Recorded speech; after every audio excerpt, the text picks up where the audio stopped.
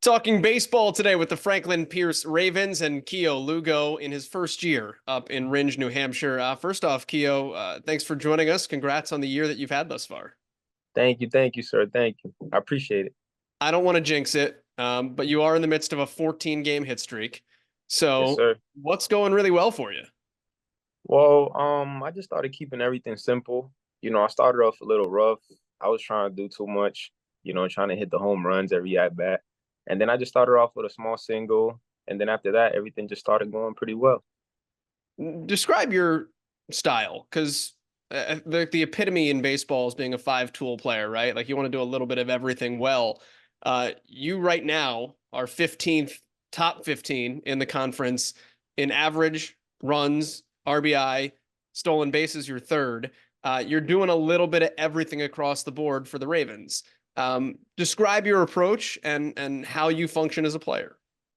Um, as a player, I just try to do anything to help the team win. I go up there, depending the situation, runners on base. That's really my approach. Try to keep it simple. If there's runners in scoring position, I just want to bring them in. If there's nobody on, I just want to get to first base. And when I get on the base path, I try to study the pitcher a couple pitches, and then I take off whenever I feel good. What's it feel like when you're in the midst of stealing a base? Oh, everything just goes blank. I just go, man. I just go. Tell me, this is your first season at the Division II level, and I know you said you got off to a little bit of a rough start. What's the transition like after playing at junior college to come to the NE10 and to get used to playing at a different level? Well, it's a big transition, In junior college, you're playing every day, you play a lot more games. The rules are different, but when you get here, it's more relaxed.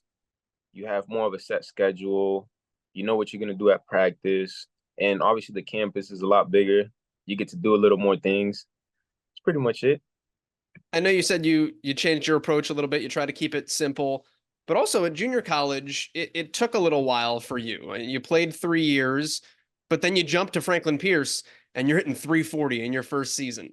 Yeah. Why has it clicked now?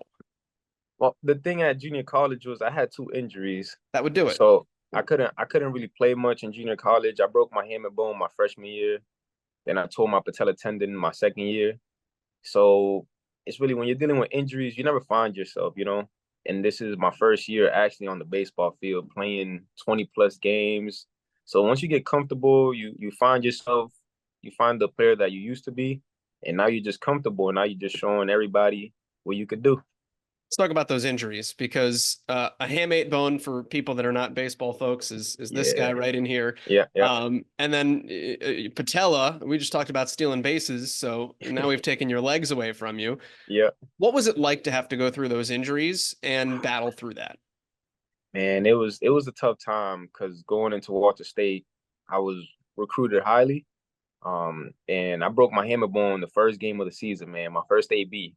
So I missed the whole season after that. It was tough, but it helped me learn the game from a different aspect. I'll tell you that. I know a lot more now, just because when you're on the bench and you're seeing the game from a different aspect, you see small things that you wouldn't see when you're playing because of the adrenaline and everything going around you. And then with the patella tendon, the doctor did say that it was going to come back stronger. So it feels good now. So that's why I'm stealing bases. How hard is it to have that perspective in the moment? Because I feel like you've got to just be angry that you're hurt. How hard is it to say, all right, I'm going to use this time and I'm going to see the game differently? Well, I mean, I was around some really good baseball players. A lot of players that got drafted at Walter State. A lot of them that went to big Division ones. So when you're around those type of guys, there's not really time to be angry. I really enjoyed watching them play, and they're still great friends to this day. So that kind of helped me see everything differently. You come from a long line of places that produce a lot of talent from Yeah, Walter State. And before that, in high school, you were at Redan down in Georgia. That's yes, where sir. Brandon Phillips went, Wally Yep. Joyner, if you want to go way back in time. A lot of talent comes out of there. Talk to me about that pedigree and what it was like for you in high school to go down south and to be exposed to that kind of talent. It was a great experience, man. I remember when I got recruited to go to Redan. we were playing at a perfect game tournament down in Florida, I believe. And the coach saw me and my friend playing, and he said, "Yeah, one of our shortstop just went to Georgia, and we're looking for another shortstop, and I think you could fill it in." And when I went down there, man, it was a whole different scenario from Boston because before that I was playing in Snowden International High School in Boston, and over there it's a lot more challenging. You know, you're facing top arms, you're facing those D1 commit from high school. So it helped me see a lot of different pitches, play around a different type of speed as well. That developed me into college. What's it like for you to leave home, maybe a little bit earlier than some people would before you head to college, to go play high school baseball at a different level? Oh, I mean, it was a little tough, but then my mother told me, she just said, just go do it. And you know, I'm always comfortable when my mom always gives me the answer. If she's good, then I'm good.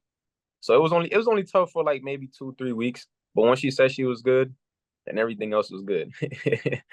What did you learn most about being in that environment? You meet some really great people, man. I think that's probably what I learned. You meet a lot of great friends, a lot of great people. You make a lot of good connections. And I think that's just what is life. Life is what it's about, you know, it's meeting great people and making good connections.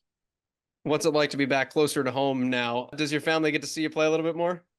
Yes, a lot of friends too. A lot of friends. They sometimes I don't know if we're playing home or away, and I get a text like, "Yeah, you're playing home. You're playing home this weekend. We're gonna go watch you play." I'm like, "All right, I'll see you there." That's amazing. What's it like to have that support? It's amazing. I didn't know because obviously I was at Walter State and in Georgia, but once I started playing here, and I'm like, wow, like people support me a lot, you know. Through before it was through messages, you know, keep doing your thing, keep doing it. But when they're there, it's just different. It's amazing. Tell me about that stop at Walter State. Why was junior college the right path for you coming out of Redan? And obviously injuries aside, how did that shape you to take that next step to where you are now at Franklin Pierce? So coming out of high school, I wasn't a really big recruit. So I was playing for Beast Mode. It was a travel team based out of Georgia, and we were just playing down from Florida and Georgia back and forth. And obviously, you want to go to the big D1s, but you some one thing that I did learn playing travel ball was that these kids were committed sophomore year, freshman year. So the biggest thing they'll tell us is that they don't have enough money. But then you see the JUCOs coming around, and Walter State saw me playing at a tournament, and he told me to go to a workout and down at the school. And I just went to the school, and they offered me it on the spot, and I just took the first offer. I took it, and then after I took that offer, a lot of other schools texted me, but I was already fully committed at Walter State. And then there, you know, it's a really big program that produces a lot of players, and it changed the way I saw things because I started hitting the gym more. I started hitting a lot. Um, just doing the small things that was gonna get me to the next level. Who do you look up to? Who do you mold yourself after? What's kind of your baseball idol? Man, I have a lot, but I think I'm gonna have to go with Jose Reyes. I'm gonna have to go with Jose Reyes. That's been number one since I was probably 10, 11 years old. As a Boston guy? Yeah, I'm not really a big Boston fan. I'm more of a highlights. I like watching highlights. I go look at certain players. Some days I want to feel like Acuna. I look up Acuna on YouTube. What about Jose Reyes jumped out at you when you watched highlights?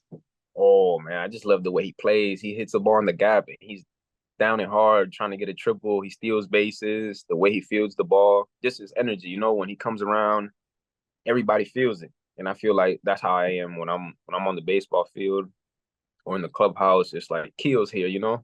Played both middle infield spots, Yes, sir. which you've now done as well. Yep. Tell me about what your battery is like up the middle. And I know you're a shortstop by trade, but what it's like playing second base and playing alongside Ian Battipaglia. Oh, it's amazing, man. Playing next to Ian, man, all the confidence in the world, you know. I remember when I was going through the tough start, he was always telling me like, you know, you got this, Keo. Stay positive, keep your head up.